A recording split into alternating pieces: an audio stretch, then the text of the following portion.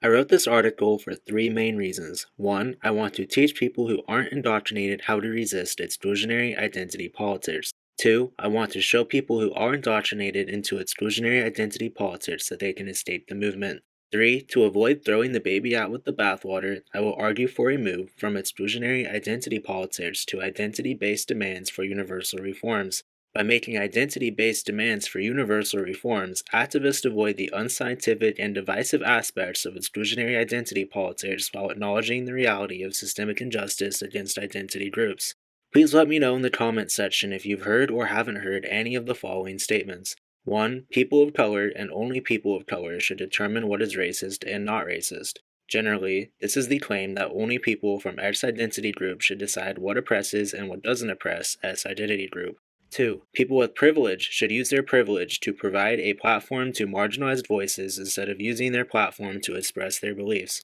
3. Reparations must be paid to marginalized groups to help remedy the systemic injustices marginalized groups experienced in the past and continue to share. These three statements express a commitment to exclusionary identity politics.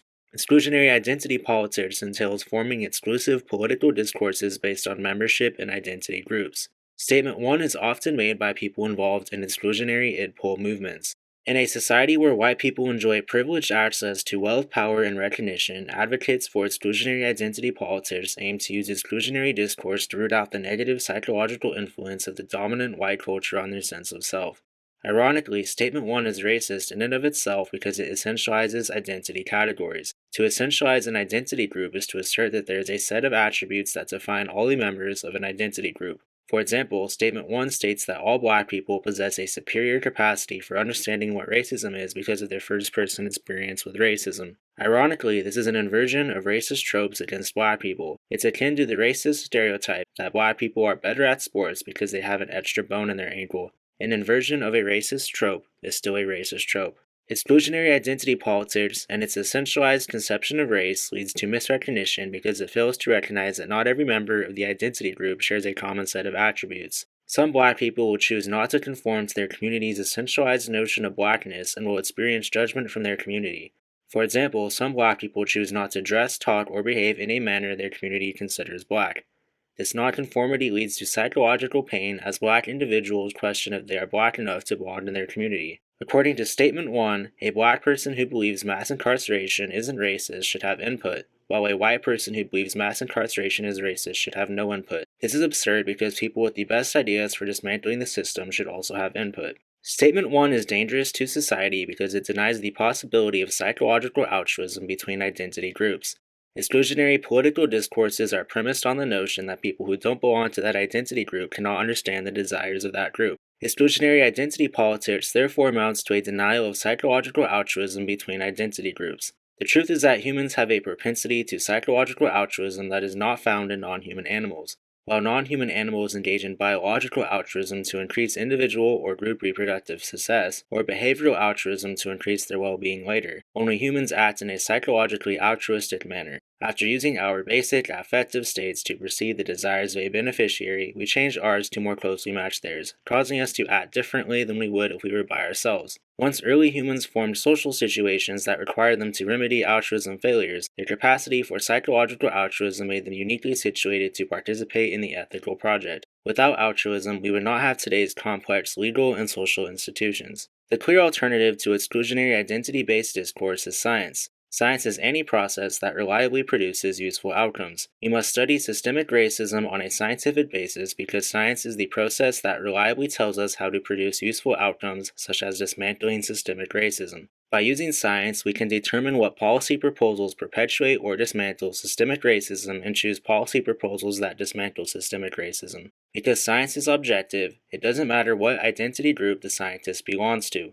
Objective metrics test statements. For example, we can use science to determine whether or not a particular policy will reduce income inequality between black people and white people. A scientific thinker will reject the absurd implications of a discourse based on exclusionary identity politics. We should all use science to demarcate what is racist from what is anti-racist. We should all objectively criticize everybody who supports racist policies. Exclusionary identity politics also entails a political strategy for achieving policy goals. Statement 2 expresses the belief that political movements should be led by marginalized people rather than by privileged ones. Statement 2 is an ineffective political strategy. An effective political movement requires solidarity, a sense of common purpose and values that unite the members of a political movement into a cohesive whole. Statement 2 undermines solidarity because it tells us that privileged people will never understand the purposes and values of marginalized people. If proponents of exclusionary identity politics believed privileged people could understand the purposes and values of marginalized people, then they wouldn't advocate for privileged people to give their platform to marginalized voices.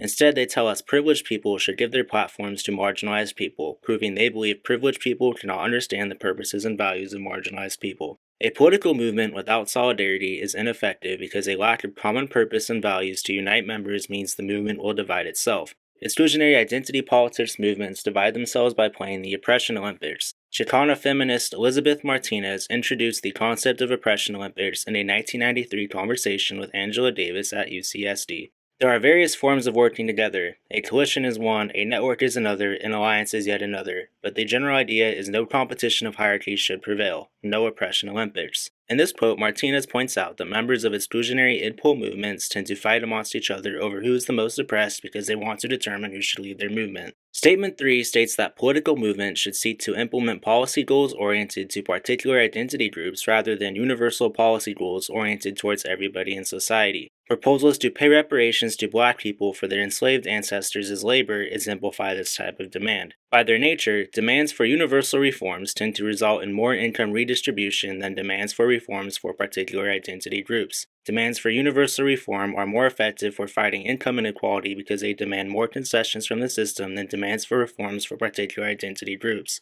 Proposals for universal policies are more politically feasible for fighting inequality than policies implemented for particular identity groups. Universal policies appeal to a broader population because they are designed to benefit everybody. That's why universal policies share widespread support among U.S. citizens. For example, 90% of U.S. citizens support a federal free lunch program to provide nutritious food to America's malnourished children. At the same time, only 1/3 of Americans support reparations for slavery. Any attempt to implement policies for particular identity groups leads to the Oppression Olympics as policymakers seek to find the most oppressed group to help first.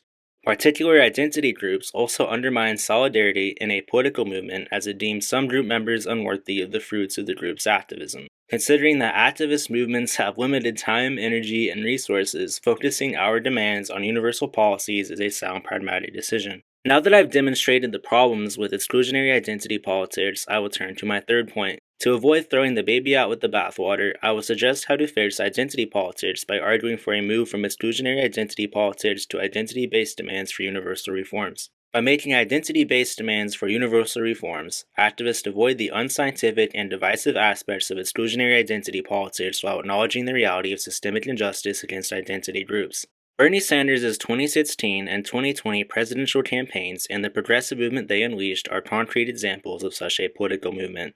Sanders' demand for Medicare for All is a universal reform that remedies economic subordination by removing a lack of healthcare as an obstacle to full participation in society. It also remedies status subordination by including everybody in healthcare reform and the movement behind it. Only a progressive movement styled after Bernie Sanders will achieve the sense of solidarity necessary for victory, and that is why I hold him in such high esteem. For those of you who still believe in exclusionary identity politics, I implore you to follow the Bernie Sanders model instead.